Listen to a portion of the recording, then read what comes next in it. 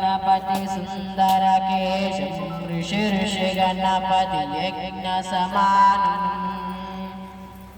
भव भव गणपति पद्म शरीरं जय जय गणपति दिव्य नमस्ते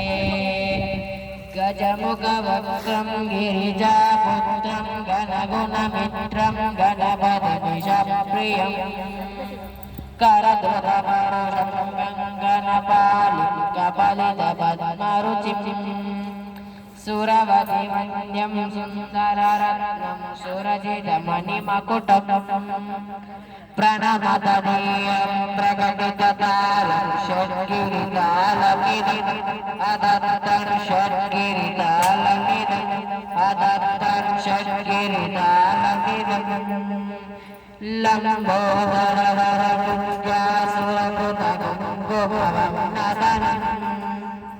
श्वेतशृङ्गं मोदकहस्तं त्रीणिसपनसफलं